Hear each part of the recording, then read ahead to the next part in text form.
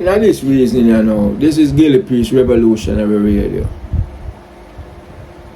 And today I want to touch upon the concept of God. No, I'm reasonable fear with you. I don't like reason about God, you know. I don't like reason about God. Because there's enough people out there reason about God, and enough people out there reason about who is God, and enough people out there push them own theological understanding and all them things there. But for some reason I have noticed in the last couple encounters I have seen, not involving, but encounters I have seen, is the constant debate about the concept of God. So I decided that today I will venture on it a little. And it's a topic where maybe you will never hear I go into again. Possibly. Yes, there are nuances where you can bring to an exhausted topic. Of course, there are nuances where you can bring to an exhausted topic. So I may venture upon it again, but it's not a topic where I really love indulging. But I won't touch upon it today.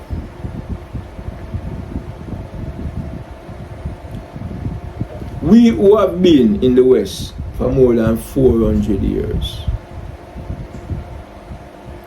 we have been imbued with a theological doctrine that evolved.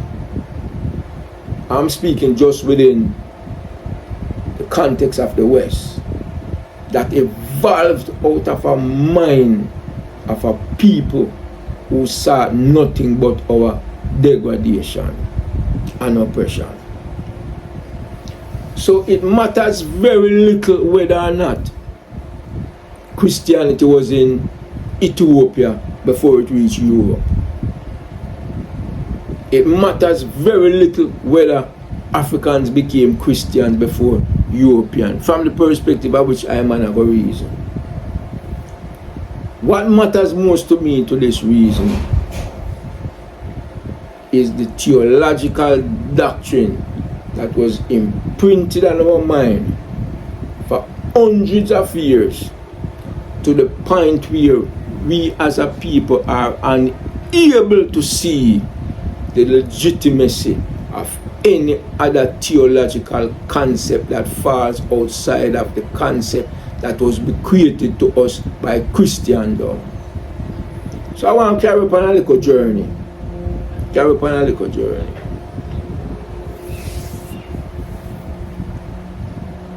There was a time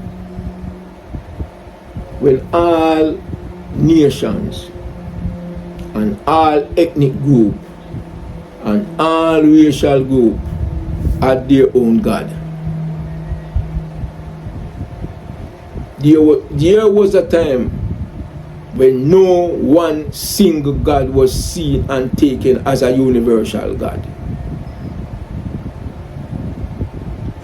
And when nations went to war, it was really the gods of each nation going to war.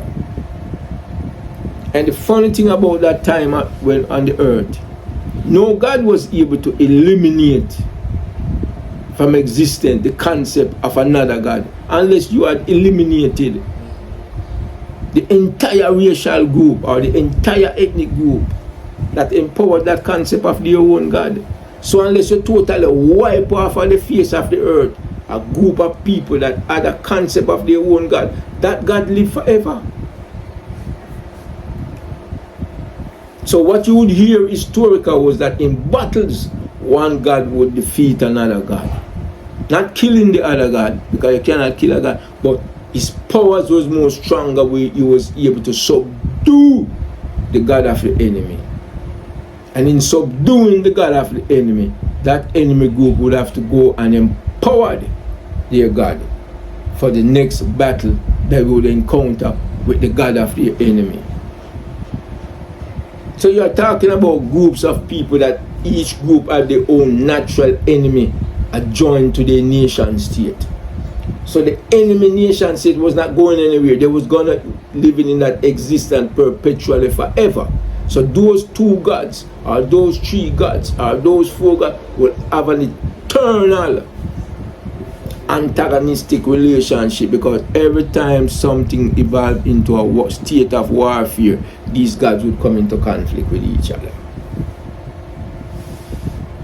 Okay. So different nations and different group of people have a different concept of their God. With some gods, there may have been some similarity underneath, where they share similar concept, or share similar power, or share similar belief. But as you get more and more into over the Bible, you see all the differences within these gods. Where some gods allow you to eat certain things, some gods allow you to dress certain way, some gods allow you to interact with certain people at a certain different level. Differences evolve out of it.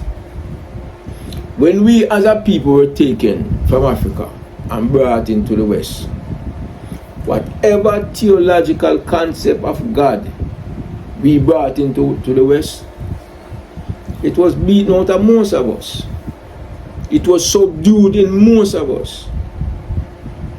Where it was not totally wiped out and made vanquished, it became a caricature of what a religion is. Meaning that we use it for all the wrong reasons. We use it to oppress each other.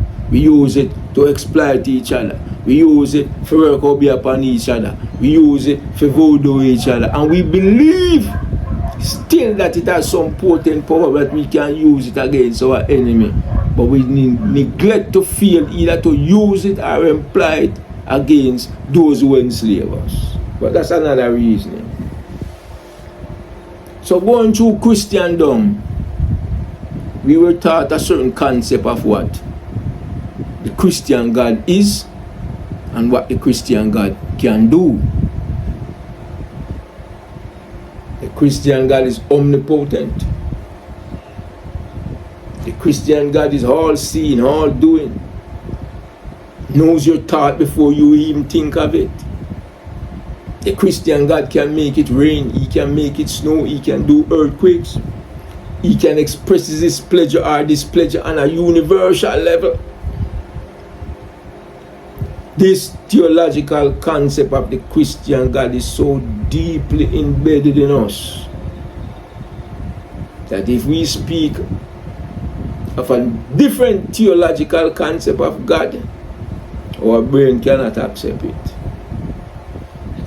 It becomes challenging for us to even see how a person could say there is another God outside of the God which was bequeathed to us by Christendom.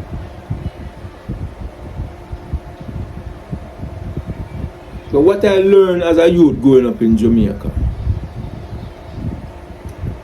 when I was being taught by a Ras historian, him time he was president of the Rastafari Movement Association at 53 Last Street, downtown Kingston, the corner of Last Street and Mark Lane. Him give a reason one day and he make a statement that I've stuck with him man for years. He say, youth, always remember this. Babylon is always wrong. Even when Babylon sound right, Babylon is wrong. And you have to sit down and sift it out and see which part is wrong. But never you accept a doctrine from Babylon that even if it sounds pleasing to you and sound emotionally attached to your mental state, never you accept it as what they say it is. Babylon always wrong. Now let's get back now to our theological concept of God. We will teach a certain thing that in order for an entity to be God, it has to have the ability to act and function a certain way. So if me come and me say to you, say, you see that stone there? That stone there is my God, you know. The first thing you do is start measure up my God, whether that stone can perform in the manner in which Christianity said, in order for something or someone to be God, it has to perform a certain way. And as long as that stone cannot perform the way to fit your theological concept of God, then you turn around and say that stone is not God. Yeah. But what if you had a mental faculty where you can set aside the theological concept of God that was bequeathed to you for over 400 years and tell yourself that a God is of a different manifestation? How would your brain react to that reality? How would your brain react to that reality? Because we know one thing for sure, you know. The concept of the theological concept of the Christian God is different from the God of the Shinto. It is different from the God on a certain level of the Islamists. It is different from the theological concept of Hinduism. It is different from a variant concept of God throughout Africa. But because the Christian theological doctrine was imbued in us as a people, literally beaten into us, even when you remove the lashes of the whip, we cannot conceive of a different concept of a God. Now I'm going to bring the reason home a little bit closer now. One of the questions that say people encounter in the Rastafari movement is, let me say, Haile Selassie is God. And you have well-meaning people that would come to you and say to yourself, how could Selassie be God for the Rastafari faith? But he was a Christian. A lot of time when they ask this specific question, what is involved behind this question is the concept of a Christian God. Look behind the question, how could Selassie be God for the Rastafari when he was a Christian? Don't get caught up on the question. You immediately is able to see where that question derives from the Christian theological concept of what a God is or should be. Now even to address this question, I'm going to touch it a little bit. No individual human being born within a vacuum on the face of this earth. Every individual human being on the face of this earth born within a particular culture.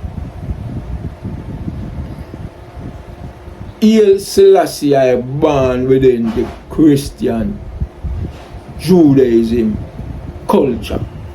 Him couldn't escape that even if he want to escape it. The founder of every single new religion upon the face of this earth was born within a religious culture which is different from the one that he founded.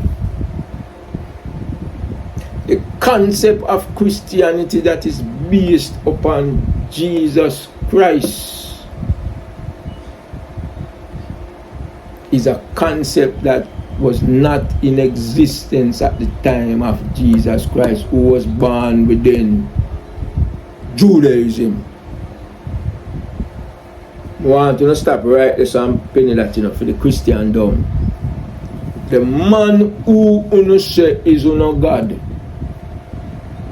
this historical individual, Jesus Christ, had no identification, had no knowledge of Christendom because he was an Hebrew, he was an Israelite.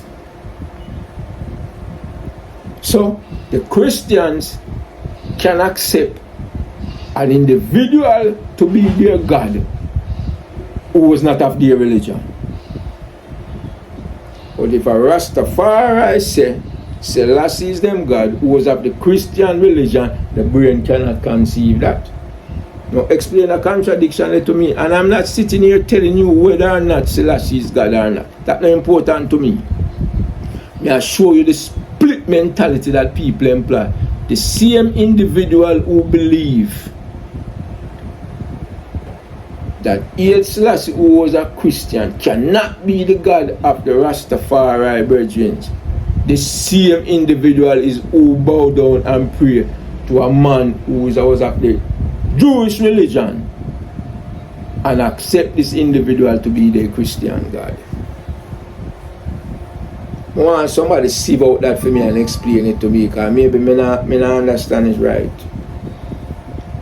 Maybe me alone I see a contradiction in that level of reasoning there. But if you let's go back to the concept of God. Where is it written that the concept of God has to be the sole concept that's passed and issued on by the Christian theologians? Where is that written? It is written nowhere. Is it just a belief concept? Whether you believe it or you do not believe it, that's all it is. I do not have to believe the Christian concept of God. I do not have to believe the Islamic concept of God. I do not have to believe the Buddhist concept of God. I do not have to believe the Shinto concept of God. I do not have to believe any of those concepts. I can evolve a brand new concept out of my own mental faculty of what a God is and what a God should be and how that God should perform. That is a free mind that has the ability to do that.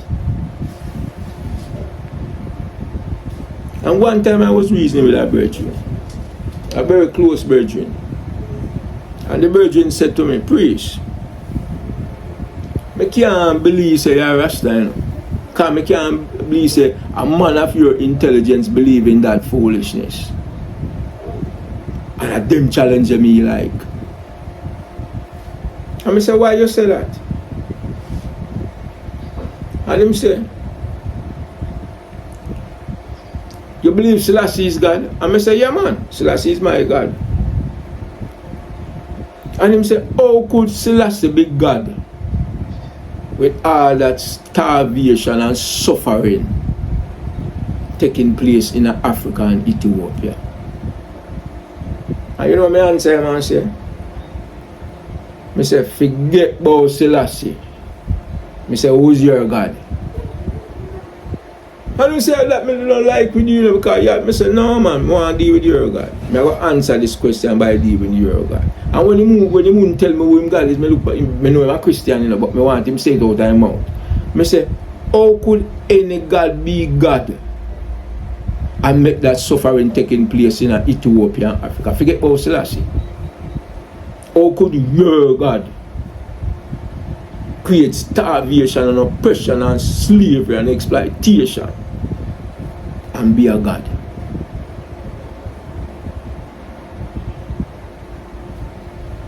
So, my God, Selassie, him cannot be God because him allow the suffering in Ethiopia and Africa. I show where the prejudicial mind come in, but for him, God can allow it to happen and still remain God. You know what I tell you, say? From the theological perspective there, God has punished the people in Africa because them deserve it. That's why for him, God allow it. But my God cannot do anything about it because him is not God. But still, you know, when you hear me I say that, my concept of what a God is now have nothing to do with the Christian theological concept of a God, you know. So when me use the term God, the biggest fallacy that you can do is imply the Christian concept of God and use that as a measuring stick to where me I say a God is. Now, let's take the term supreme being. And we have brought down the term. The human being, because being is basically life. So when I narrow it down to the human being, and if me say there is a supreme human being, what do I mean by that?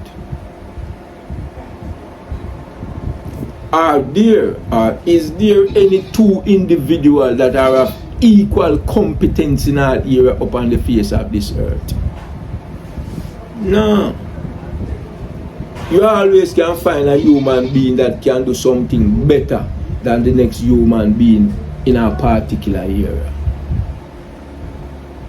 And if you could measure the intelligence to a satisfactory degree of every human being upon the face of the earth, one human being would emerge to the top as the supreme being. Because there's gonna be an individual amongst the 7 billion of us on the face of the earth who can demonstrate intelligence at the most highest and supreme level, and that is what makes he or she the supreme human being. Now, let me go back to this God thing.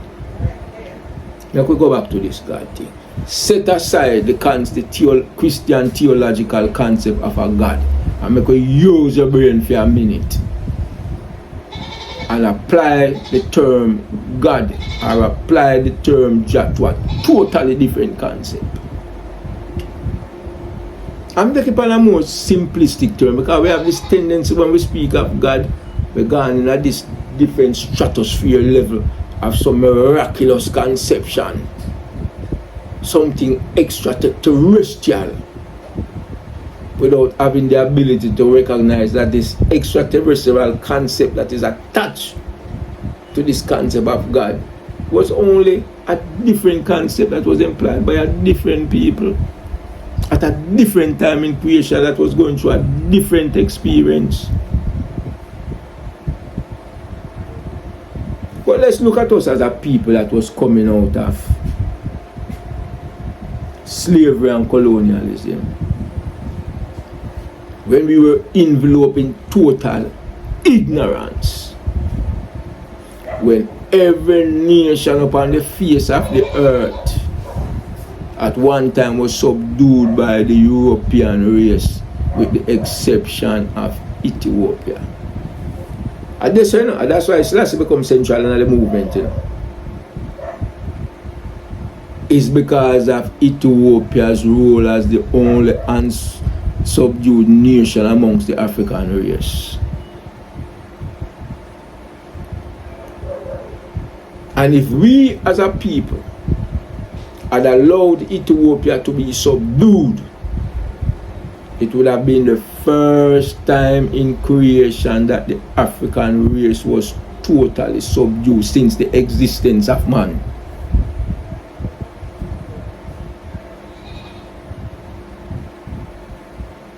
Yeah.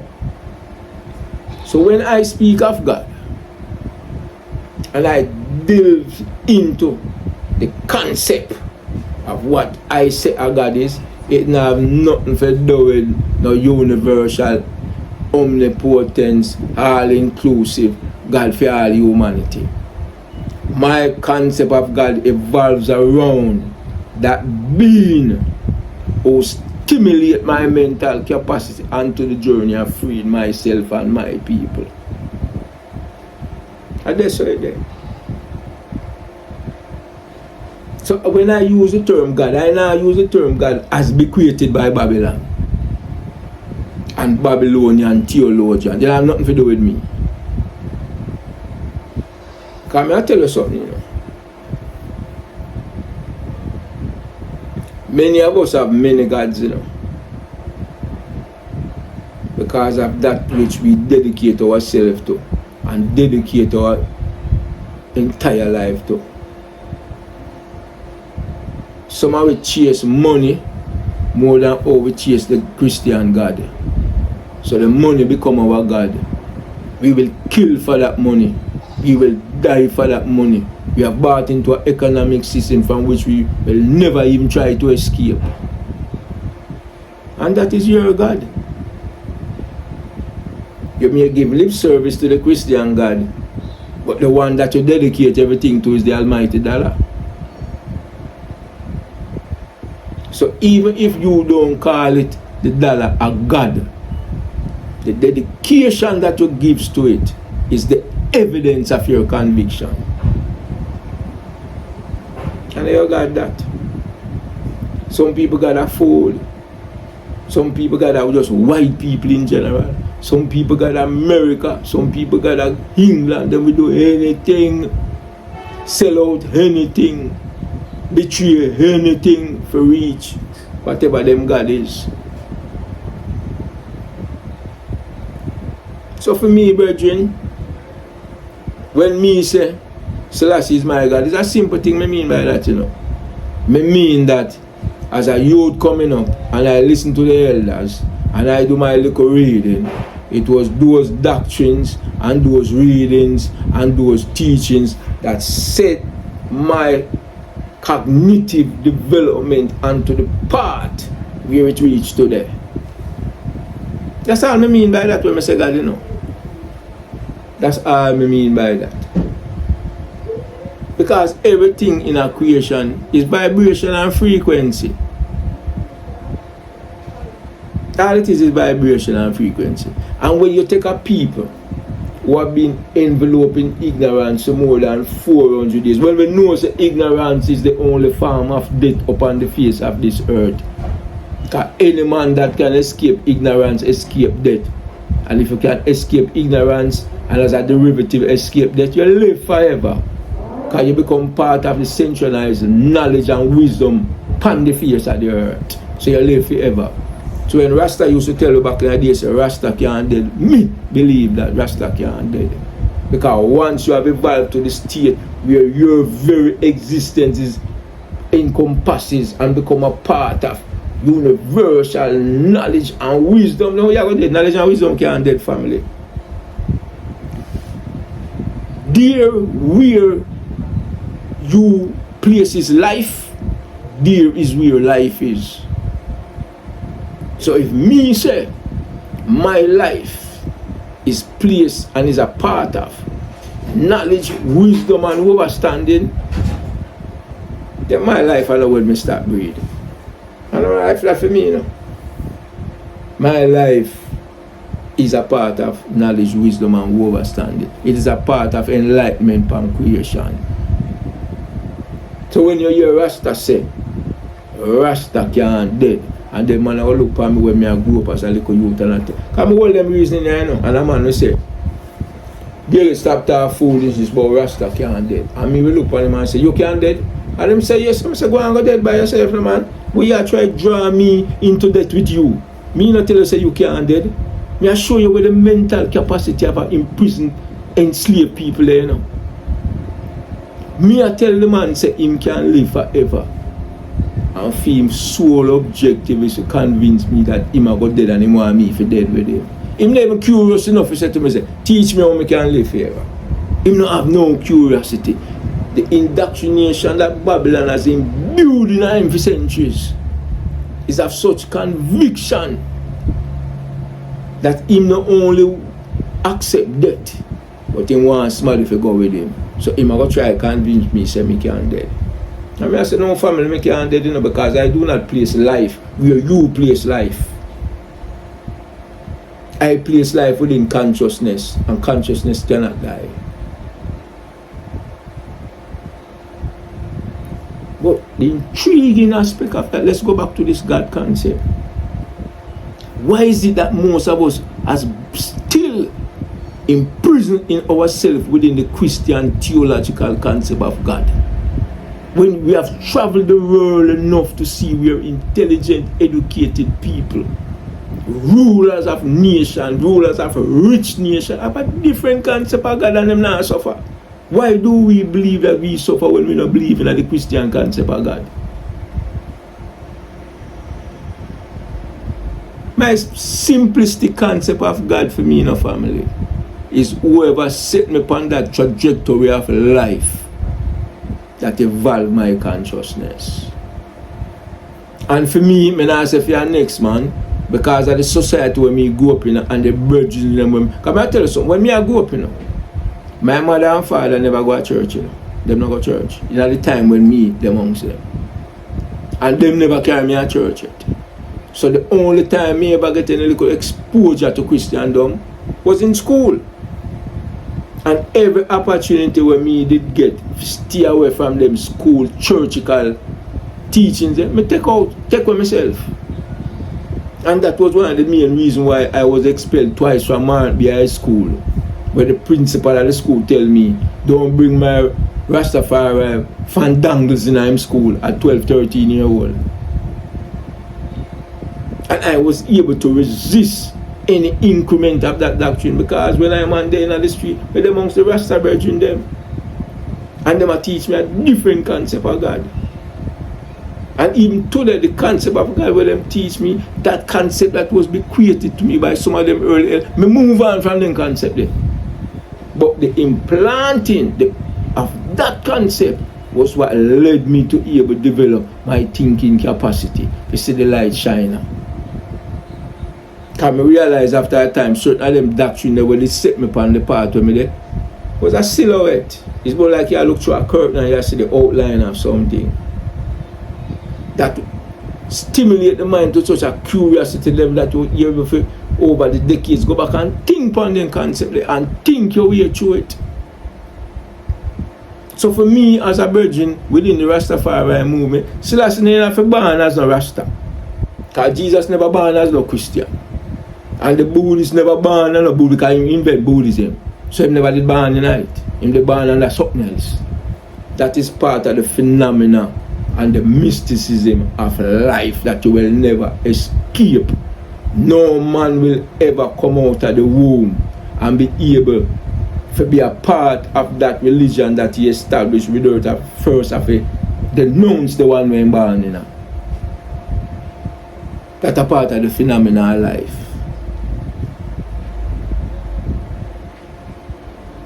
But because of the prejudicial mind we have, we do not have the ability to sieve out certain thinking process. And it is based upon fear. There is great fear that religious doctrine imbues within people. And that fear engender a feeling of that them carnal truth and them carnal knowledge and them carnal overstanding. Only because it based upon them already bought into that concept that is imbued a certain amount of fear. So I don't have no mysticism God in my mind. And I don't have no God in my mind where say God have to walk on water, and God have to descend into heaven, and God have to all seen, and God have to be present everywhere, and God have to have this all encompassing everything about him. No, man. My God is a simple God, man. It is he or she who did set my path, my cranium, my rationality upon the path of liberation, man. And for me as an individual, and the doctrines of the races them when me grew up with, and the teachings of His Majesty. So man, you know, come with the next little reason and say to me, saying, alright, how could Selassie be God with all these faults? With all these shortcomings? Yeah, man propose them questions to me, you know. But I say my concept of God, him can't have all those shortcomings. Me not have your concept of God where him have to be perfect. Nah, man. Me think a greater God is the God who can go down in the pit and the shortcomings and show you how to rise up. You know? They have a joke with them telling a Christian though. I don't know how much you is familiar with it. But there was a old preacher who was getting ready to die. And they have a son. They have one son and they have an adopted son. And the son, his biological son, has never gotten into any type of problem his entire life. Never. But the adopted son was a criminal, a murderer, whatever illicit act you could have think of he was involved with it. But when the reverend of the church was getting ready to die, now he had to make a great decision. Who was he going to turn the church over to? The perfect son, or the son that was involved in all type of mischief, went to prison, commit murder, commit robbery, sell drugs, but found God and came up in the church. And when that final day come, the reverend appointed the adopted son, the one with all the defaults, to be the leader of the church. And the biological son started to cry, and he said to his father, "Father, look at me, I've never disobeyed you one day in my life. Never broken the law one day in my life. And you did not appoint me to lead the church. But the adopted brother who is not of your own flesh and blood, who have committed every conceivable crime under the face of the earth, how could you have appointed that man to the church?" And you know what the father said? That man has led a life that proves that God exists, because if God can save a corrupt individual like him, that is what establishes the miraculous power of God. You have no experience in life that you can point to show the church that God has ever done anything in your life.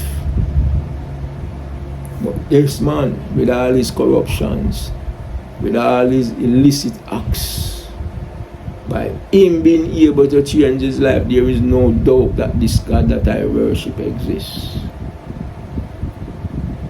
So I say that to say this. My concept of what a God is has nothing to do with perfection. Nothing to do with perfection. It is a simple theological concept that I adhere to. That doctrine and powers and forces that set my mind on a trajectory where I have attained a certain level of consciousness, and that part on which that doctrine sat me 60 years ago. Simple, my brother. But the reason why a lot of people will have a problem with that concept, my concept, is because they are trying to apply the Christian theological concept of what a God is and what a God should be. I'm not buying into that, man. I'm not buying into no concept of no Islamic God. I'm not buying into no concept of no Shinto God. I'm not buying into no concept of no Buddhist. I'm not buying into none of them concepts. But me recognize the legitimacy of those concepts that was developed out of the collective experience of those people. Me give them respect.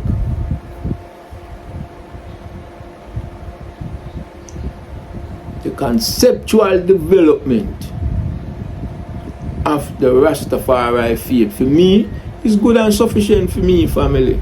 It's good and sufficient for me. I may restate it once, I may restate it 1,000 times.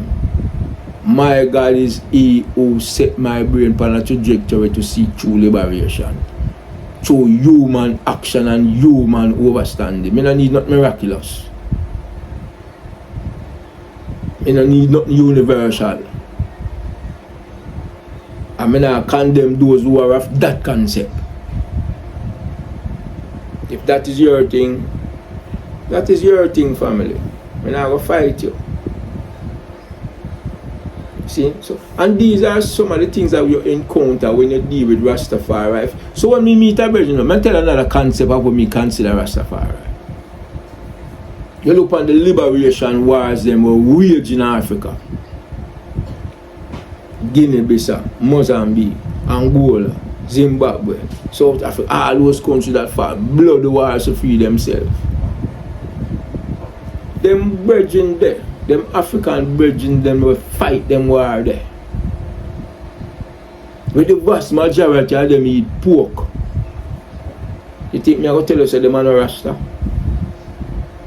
When them dedicated and died for the freedom of Africa, where we in the West most of the time just give lip service, you think me I go say them youth are no Rasta? No man, me carry it further than that. Every African conceptually developed religion in Africa is a part of the Rastafari movement. The only difference is what levels of the spectrum are they on. Where they are at on the spectrum of liberation and developing a mentality of consciousness. All of us as Africans throughout the face of this earth are Rasta. Me no exclude none. We all but we depend different spectrum on the line towards this trajectory towards true mental and physical and spiritual liberation. Me no exclude nobody out of a race. See, part of being a colonized people was to be excluded, you know. Yeah. And as a people who have been excluded from things, our first sense of empowerment is to believe that in order for us to be empowered, we must exclude others. And that is one of the main fundamental reasons why a lot of us go around and every little thing we are trying to exclude people from. No, he's not a part of this. No, we expel you. No, you can't do. No, you are only giving expression to your dissatisfaction psychologically because you were excluded and still being excluded. Nobody no like exclude people like those who have been excluded. You hear the saying in the Jamaican culture? Thief no like to see thief carry long bag. Yeah man. Well, that doctrine is equally applicable to all things because it is a part of foundational knowledge. We as a people no hesitate to exclude other people. We as a people no lose the opportunity to condemn other people. You know why? Because we have been condemned so much that we have equated the ability to condemn with having power, with having self-worth. Not in attaining things, but condemning other people. So, I say all them things and I reasoning for give this simple understanding. That concept to which most of us adheres are concepts that evolve out of the mind of man. The Christian theological concept of God is a concept that evolves out of the mind of man. All theological concept to which all other religion and spiritual organization adheres to throughout the world all evolve out of the concept of man. And the ability to evolve theological concept of God out of the mind is inexhaustible, man. It's not done, my family. And upon this earth in a vertical dispensation, there's a million more concept of God to come. You think it exhausts it yet? Not even Rasta can exhaust it. There will come a time when we hear the concept of God going to evolve on this earth that resembles nothing that we have ever heard in terms of what the concept of a God can and should be. We don't hear it exhausted yet. You have tribes and ethnic groups throughout the world that has never yet heard a different concept of God other than the one that them have because them live in an isolated area. And if you go to them with your Christendom doctrine of God and tell them that you sound just as ridiculous to them as they may sound ridiculous to you. Yeah. So let's stop. For a lot of people, we condemn Christian theology, but we use the same Christian theology of God as a measuring stick for all other God. But you claim you condemn Christianity. Explain that to me. You condemn Christianity, but the Christian concept of God you uphold, which is the central tenet of Christendom. So which part are you really condemn? And that is it. where we find ourselves, we are a people that lives in like almost total contradiction. Total contradiction. You know much Rastafari brethren me here get up every day, right? And them condemn Babylon, right? Yeah. Babylon, fire upon Babylon, Babylon this, Babylon that, Babylon this. But him now miss a visa for go to Babylon. You could have never pay him $1 billion for stay at Jamaica or stay where you come from. That place which he condemns is which he spends his most contemplative time within his life trying to reach Babylon. You know, one time I meet a virgin who say him is a communist, you know. Yeah. He must have a bigger this time. He go to Cuba, get military training. Hardened communist. So one day I had my reason, I said to him, say, family, of all the places you could have gone in the world, why you come America? He said, no man, I come America to spy out the land. I said, to spy out the land? Yeah. He said, my youth, a 40 years now you're in America spy it out. You know. What else you look for? You don't find where you look for. And the whole room bust out in a laugh. And I say, furthermore, you still a fight immigration, you don't want to get deported. So that which you have been propagating in Jamaica. I mean, I say you're wrong or right, but I just try to point out examples of the contradictory life that we live. You fight tooth and nail enough to left Babylon. I mean, I say you should have leave. That's the reason you have developed around you. You don't see the contradictory life where you live. You're there America, and you're there Canada, and you're there England. And you condemn certain corruptions within the society. And you say the government mustn't legalize them corruption there. That is what you're saying now. Government must stand firm against the corruption. But you don't realize that them corruption they need for burn down Babylon. So when Babylon had do, wait have to do for burn down Babylon, you there Babylon I try to see Babylon. I mean I say you mustn't do that, may I say for point out the contradictory existence of our mind. When the Bible already tell us that most of us live in the valley of indecision, we can't make no decision. And none of the decision we make for staying in Babylon, me not say it wrong. But I never say it wrong because I understand people's circumstances. What me I point out to you is a contradictory restriction. You condemn Babylon, but every day you send guy in Babylon for somebody in Babylon, send you something from Babylon. And you don't mind that person to stay in Babylon forever as long as that man in Babylon has send you something. Take a show that reasoning of developed family. The whole existence is a contradictory existence. And when we reason from position only because we emotionally attached to it. We still adhere to the foreign concept of a God. Even when we are trying at the same time to evolve a new way of thinking. So my mental evolutionary process is a break all change family. Whether or not I am emotionally attached to it, I want to break all change. I not try to save no link in the change. So me juggle my mind on a daily basis for break away from any part of Babylon of which I am emotionally attached. I try to break from it. I will ever struggle for break from it. Whether I'm able to accomplish it today or accomplish it tomorrow.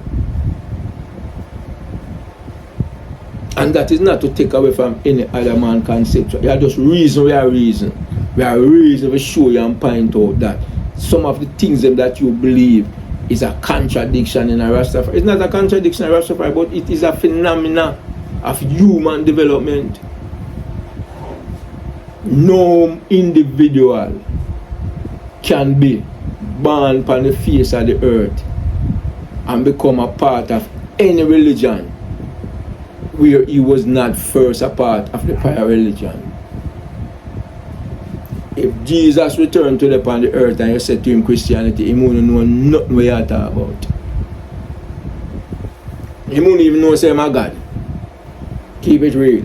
Him himself wouldn't even know say my God.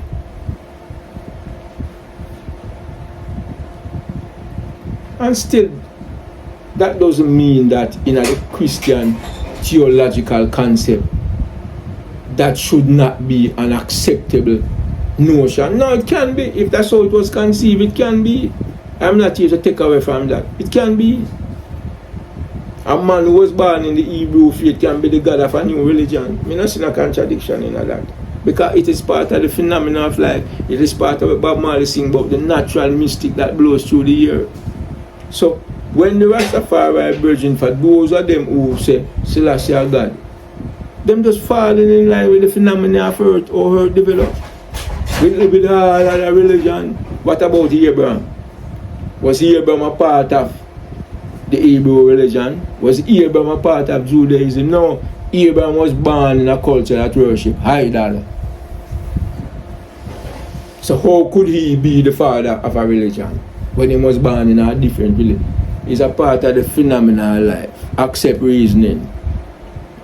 And a man do not have to be Rasta. A man do not have to believe in a Selassie to be Rasta. Because all Rasta basically is liberation struggle. And a man can say Selassie and no God and still be a part of the liberation struggle and therefore still be a part of Rastafari. It's just that people they from different levels of the spectrum. But we are going in the same direction. Gone are the days to me where there is a specific prescribed cultural expression in a minute detail in order to be Rastafari. I'm not buying into them things, man. As long as the individual participates in the worldwide liberation of the African people, you are Rastafari. And later, you can adapt or change different other aspects of liberty and you further yourself on the journey. No man no born not being a general in no army. No real army at least. You will come up through the ranks. That means you have different responsibility, different expression, different all that different things. And you gradually progress in the rank and you move up. So to be part of the Rastafari movement, no man not have to born with all of the tenets and all of the supreme principle of the movement. No man. We take the brethren them as them come on the journey as them traverse life and go through them daily experience, man. Remember one time in Jamaica when you had rashes like a burning spear and some other brethren. The man they couldn't go to the American embassy and get no visa with no locks pan, they made no family. And when the man them trim so them can go a foreign to make a better life for themselves and them family and come back, come build them community. Man condemn them. Them are no Rasta, them are no this, them are fake, them are this. So once the man getting visa and making money and come back to Jamaica and go back him not know because he have the green card now and build up school in our neighborhood and build up clinic, then all of the bad mind people now them act like no say them condemnation of that individual never exists. I mean I go against them either because I understand the state of their mentality there and the concept that where them did buy into at that time. But only a point to show you. People experience and struggle tend to regulate and guide their conviction as the conviction expresses itself physically. Me can believe one thing mentally, but I do not have the physical capacity to live it out. It's like when you go and look at a job, you try to give all the correct answers to the employer just to get the job, but I don't say you necessarily feel. And that is life in general. So when you see a man struggle and go through, if you change your perspective of what the Rastafari movement is, you don't have to condemn the man because him not live the way how you want him live in each and every aspect.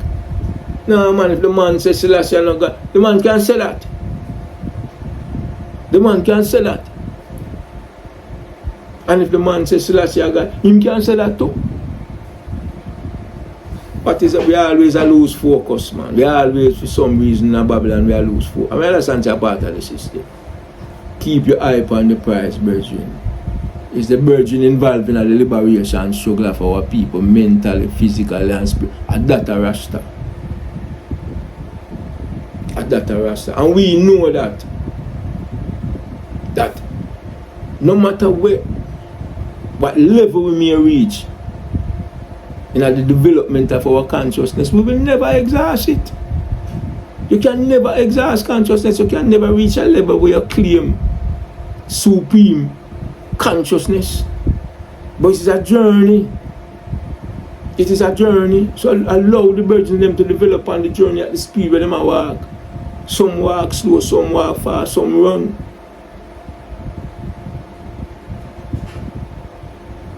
And that's what the thing said, family.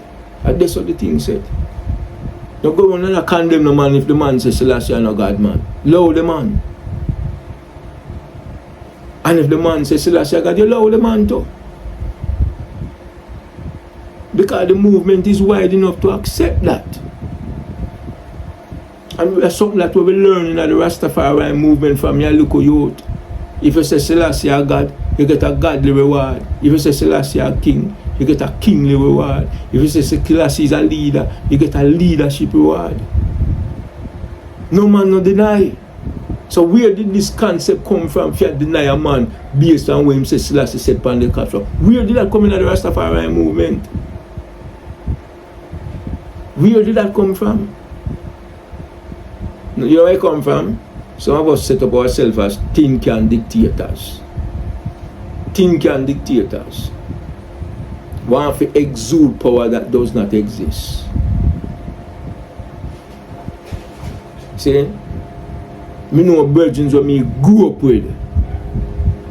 But it's not even of the Rastafari movement. But you see, because of the comradeship when me farm with them virgins in the trenches, he must still Rasta for me.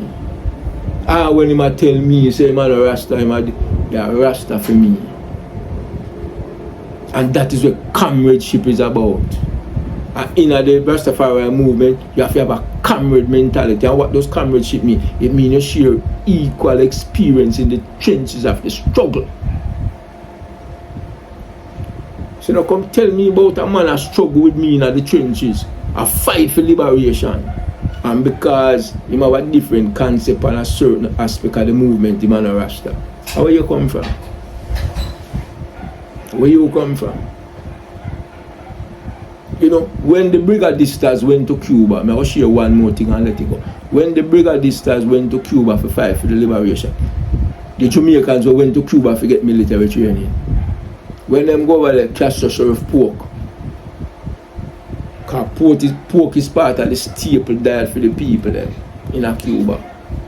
And I can't saltfish, a pork. And when enough of the man them in the military camp say them not eat the pork. You know, Fidel Castro, military commander, said to the man them in the camp, he said, what kind of revolution everyone is? We not go up on the battlefield and demand a certain food. So that means the day when I have the food for going on now, quit the battlefield. When I not true revolution, I'm not really dedicate to yourself to liberation. Those are things to think about in a family. I mean, I say whether the man them did eat pork or don't eat pork. When me I say people have different levels of dedication, there are different levels to this struggle here. Some people can only walk 10 miles with you upon the journey, accept him 10 miles. If a man can walk 20 miles with you upon the journey, accept him 20 miles. If a man have to go the 100 where you go, to be a part of the movement. So let's vanquish these little dictatorship position where people are trying to bring in the movement. We don't need it. We don't need it. You know what? One of the fundamental strengths of Christendom, why Christendom was able to flourish throughout the world faster than almost every other religion, is because Christendom was one of the first set of people to realize that if you allow people to bring them culture into the religion with them, the religion will spread faster. So you can go to Europe where them don't allow drum beating in them church to be a Christian, and you go to Africa and them allow drum beating. In Europe, them don't allow people in a Christendom to dance in the church. In Africa, them learn it. In South America, they allow you to bring all type of tie up animal and chicken and cow and goat in the church while the service are going, and them love it. And prevent them from being Christian. Because as long as you accept the fundamental 7 or 10 or whatever basic tenets of the religion, you can bring all of yours up and down. And so they must be able to spread over the world and conquer the world. That's why Christianity can have Presbyterian, Methodist, Baptist, all them other little thing there.